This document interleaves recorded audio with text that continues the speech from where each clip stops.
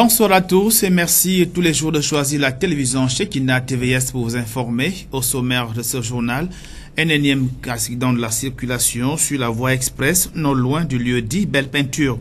Même si aucune perte en vie humaine n'a été déclarée, on enregistre tout de même de nombreux blessés. Ouverture ce matin des travaux préparatoires des assises professionnelles sous l'égide du ministère du Travail et de l'Emploi. Jusqu'au 5 mai prochain, les experts apporteront des réformes profondes au dispositif actuel de la formation professionnelle.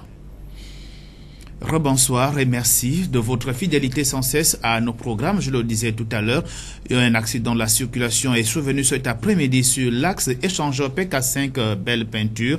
Si aucune perte en vie humaine n'a été enregistrée, il y a cependant des blessés graves. Ephraim Biogedzo Fleury assez au notre reportage.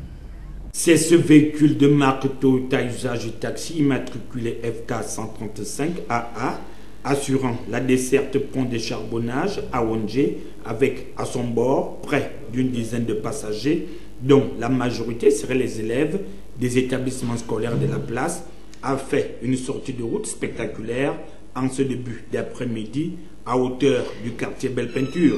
Selon les premiers éléments de l'enquête, le minibus fou a fauché au passage sur le trottoir un agent des forces de l'ordre avant de s'encastrer sur un autre véhicule, occasionnant 6 blessés, dont l'un grièvement qui sera transporté d'urgence dans une unité de soins. Nous étions à bord d'un taxi, le taxi qui est garé ici devant, et il a perdu ses freins juste avant le pont. Donc du coup, il y avait un petit embouteillage, donc il essaie de se faufiler. Il a pu se faufiler jusqu'ici. Et il a fini sa course par cogner un véhicule qui se trouve au ravin là-bas en dessous. L'impact du choc a occasionné la chute du véhicule par Géraud dans un ravin.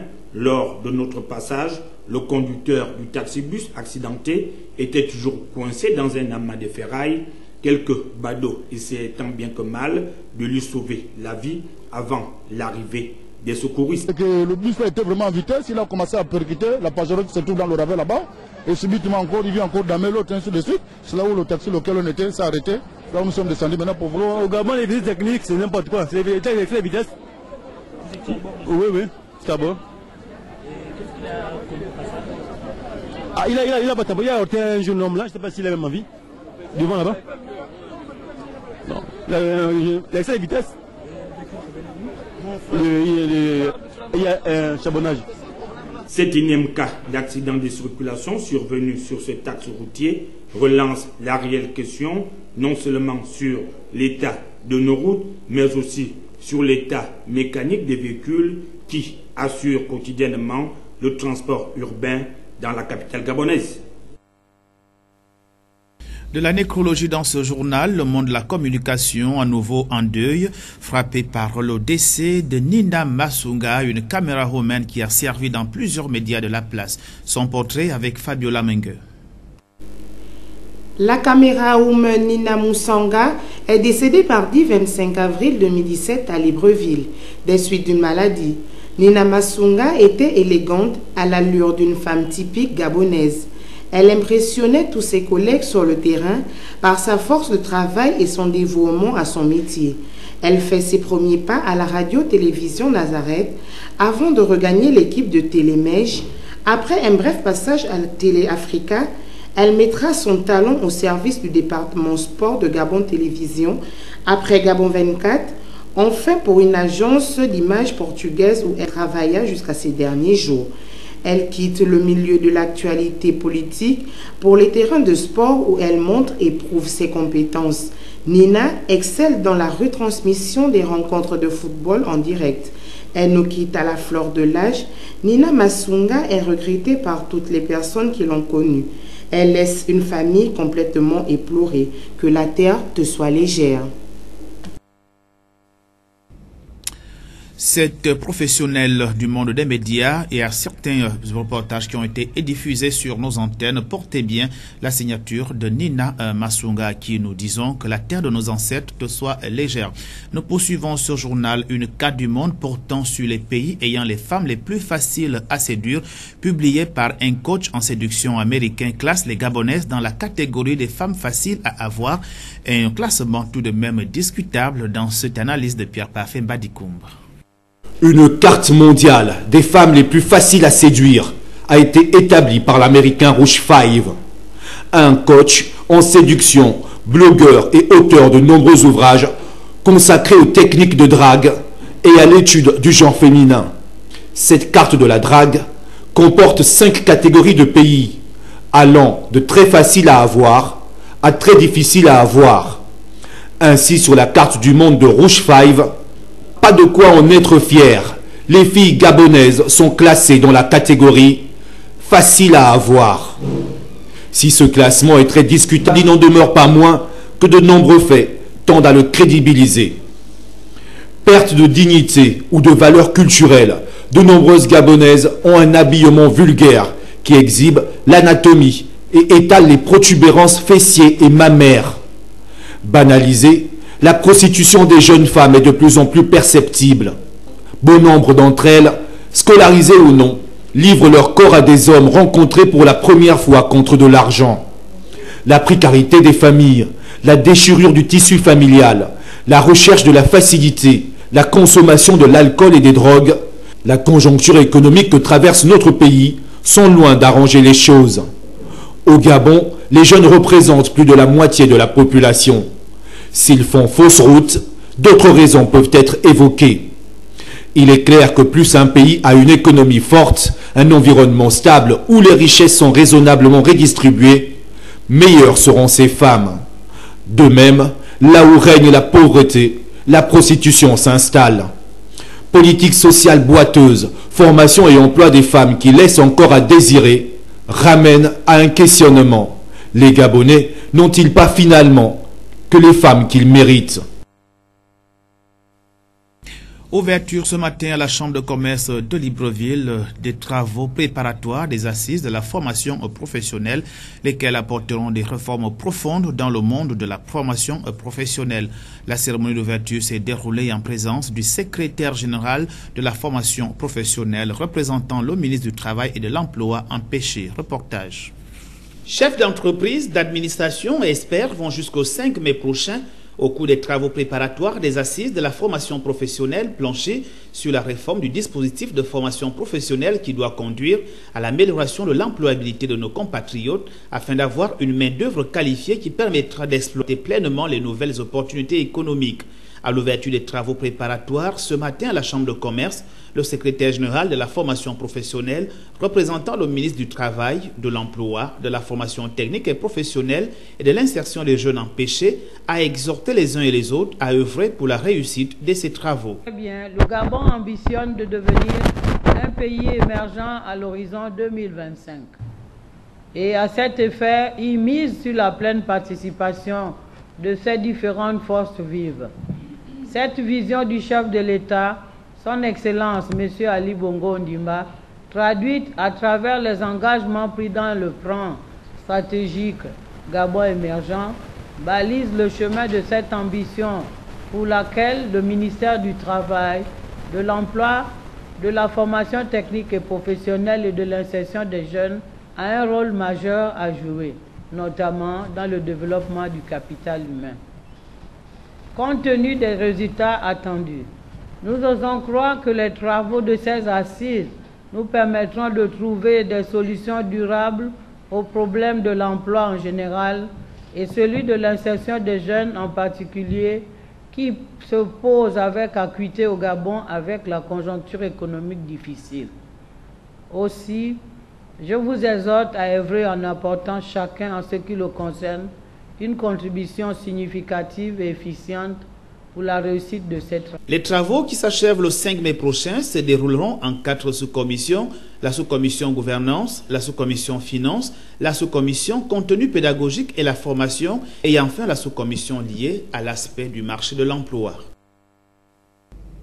Diligentée il y a plus d'un mois, l'opération Mamba qui consiste à saisir tous les auteurs des malversations financières en République gabonaise reste d'actualité.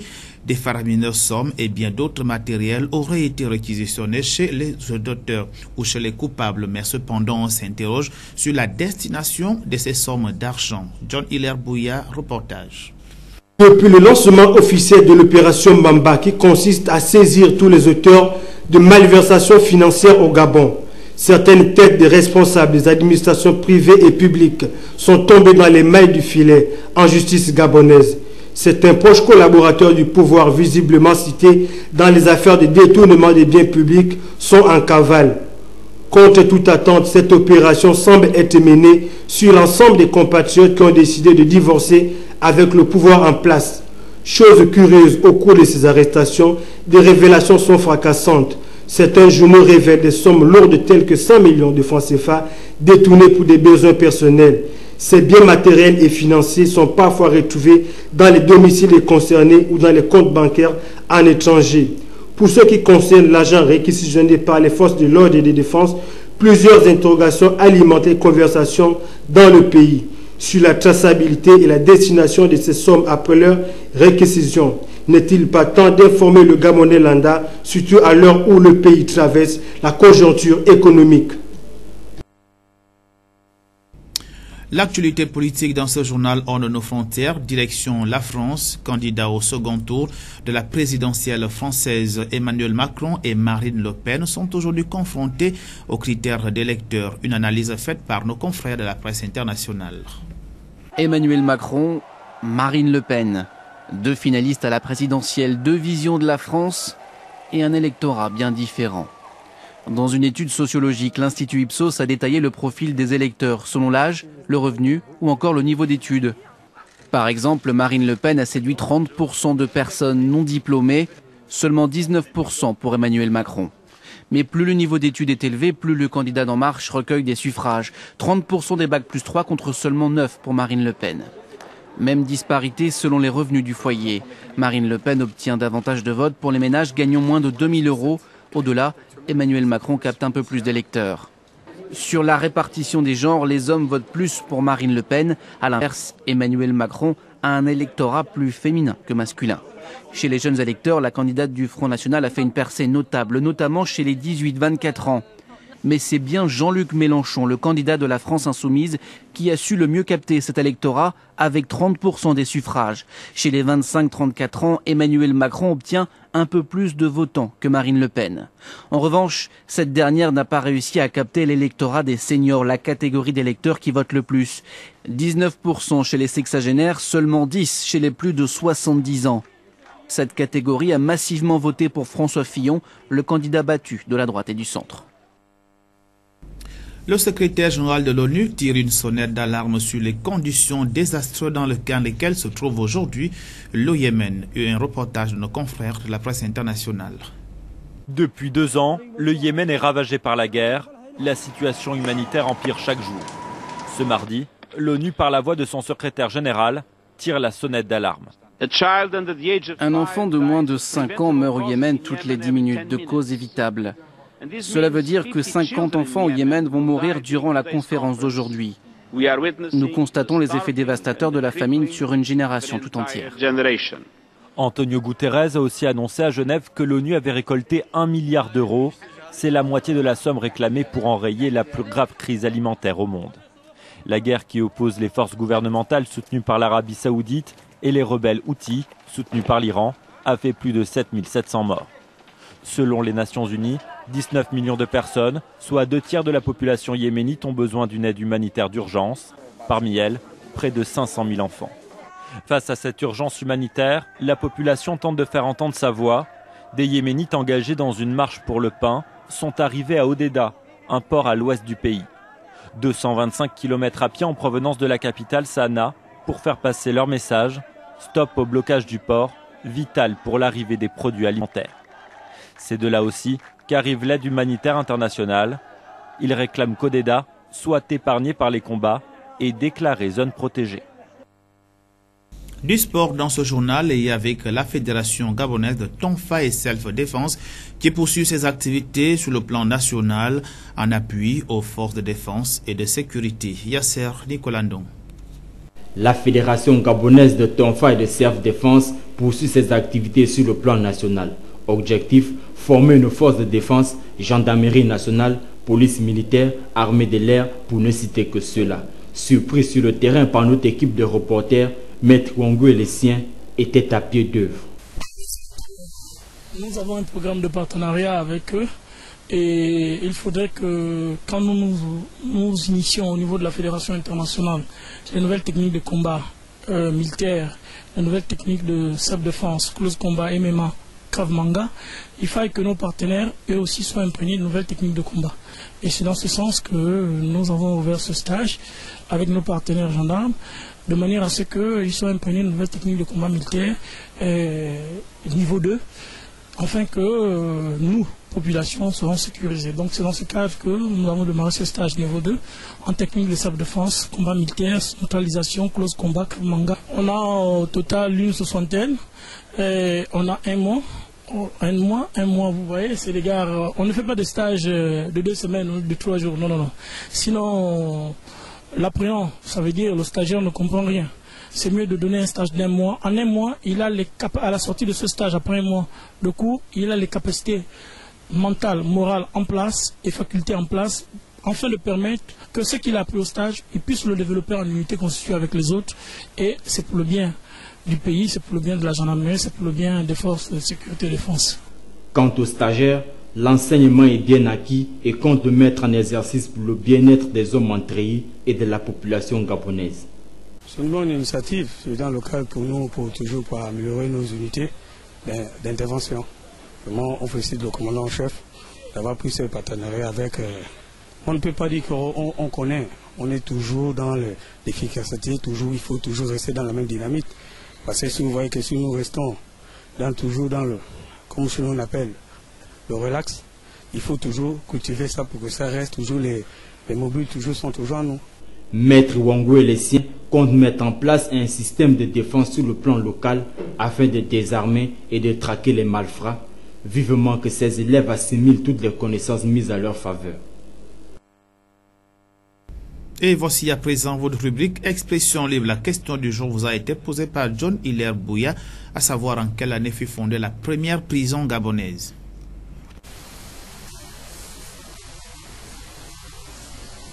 Honnêtement, aucune idée. La première prison gabonaise? Je sais pas.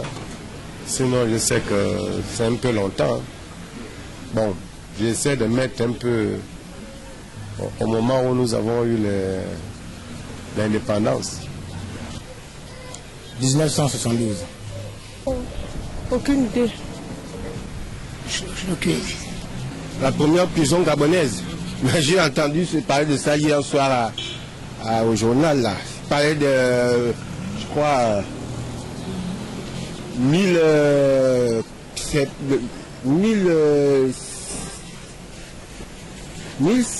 je sais pas trop, entre 1600 et 1800, j'ai entendu comme ça. Mais de toute façon, moi je n'étais pas encore né, donc je ne peux pas vraiment dire exactement. Veuillez m'excuser en toute modestie, je n'ai aucun souvenir de ça. 1950? Oh là, je ne connais plus. Je ne me rappelle plus. Première prison gabonaise? Aucune idée. Elle fut fondée en 1925. C'est la fin de ce journal. Merci d'avoir été des nôtres.